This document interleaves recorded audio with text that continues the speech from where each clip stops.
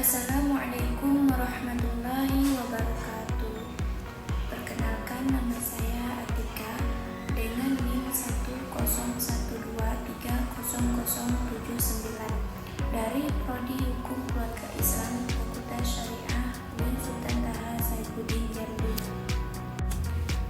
Di sini saya akan menjelaskan materi yang mengenai tentang pengelolaan surat menyurat dan sistem pelaporan perkara dalam perdata agama, yang mana tugas ini saya buat untuk memenuhi tugas mata kuliah Manajemen dan Administrasi Peradilan dengan dosen pengampu Ibu Mustiah RH SAG MSc.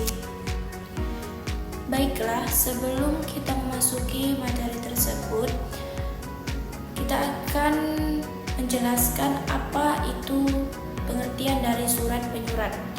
Surat menyurat adalah proses komunikasi tertulis yang dilakukan untuk mendukung kegiatan administrasi, termasuk penyampaian informasi internal maupun eksternal, instruksi, pemberitahuan, permohonan, ataupun laporan.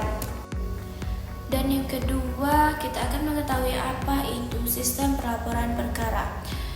Pelaporan perkara adalah proses penyajian data dan informasi tentang perkara yang ditangani oleh pengadilan agama, dari mulai pendaftaran hingga putusan bahkan eksekusi. Pengelolaan surat menyurat dan sistem pelaporan perkara dalam perdata agama. Adapun pentingnya administrasi dalam proses peradilan perdata agama, yaitu ada dua aspek penting. Yang pertama, surat menyurat, dan yang kedua, pelaporan perkara. Adapun tujuannya ialah efisiensi, akuntabilitas, dan pelayanan publik. Yang pertama, kita akan membahas tentang pengelolaan surat menyurat, yaitu ada 3: definisi, jenis surat, dan alur umum. Adapun definisi seperti proses menerima, mengolah, menyimpan, dan mendistribusikan surat. Dan adapun jenis suratnya ialah surat masuk dan surat keluar. Dan alur umumnya ialah penerimaan, pencatatan, disposisi, tindak lanjut, dan pengarsipan. Surat dalam konteks peradilan agama, yaitu ada 2, surat masuk dan surat keluar, yang mana ini sebagai dokumen resmi sebagai alat bukti hukum dan arsip negara. Yang pertama ada surat masuk, contohnya seperti permohonan cerai, waris, hibah, dan lain-lain. Surat masuk itu ialah surat dari pihak luar yang ditunjukkan kepada pengadilan. Dan kemudian yang kedua ada surat keluar. Surat keluar ialah surat yang dibuat oleh pengadilan untuk dikirimkan kepada pihak luar.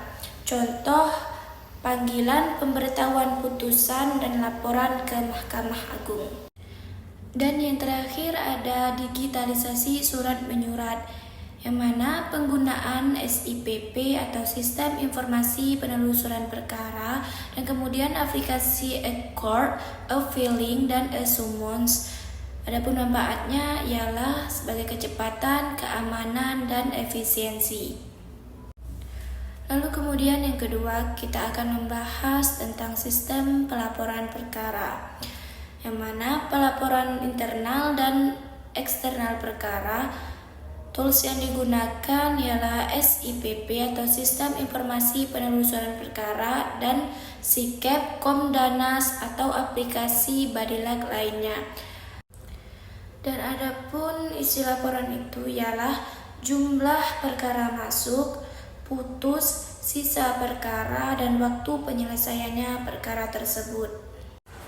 Dan kemudian ada alur pelaporan perkara, yang mana ada 4. Yang pertama ialah input data perkara di meja PTSP dan kepaniteraan. Dan yang kedua, proses administrasi dalam persidangan. Yang ketiga, ialah update status di SIPP, dan kemudian terakhir ada rekap bulanan dan laporan ke Dirjen Badilan. Dan selanjutnya kendala yang dihadapi dalam pengelolaan sistem pelaporan perkara. Di antaranya ialah salah satunya data tidak sinkron, human error dalam input, ketergantungan pada koneksi internet, dan belum semua pegawai paham akan sistem tersebut. Namun dalam masalah ini ada solusi dan rekomendasi, seperti pelatihan SDM secara berkala dan pemantauan dan evaluasi berkala, kemudian digitalisasi menyeluruh dan integrasi sistem, dan SOP pelaporan dan kearsipan yang jelas. Baiklah, itulah tadi sedikit penjelasan dari poin-poin materi tentang pengelolaan surat menyurat dan sistem pelaporan perkara. Adapun kesimpulan yang dapat kita ambil dari penjelasan materi tersebut ialah bahwasanya surat menyurat dan pelaporan perkara itu adalah fondasi manajemen dalam pengadilan. Dan kemudian kinerja administrasi itu sama dengan kualitas layanan pengadilan.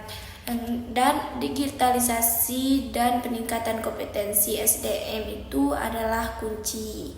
Itulah sedikit penjelasan dari materi tentang pengelolaan surat menyurat dan sistem pelaporan perkara dalam Perdata Agama. Semoga apa yang disampaikan bermanfaat.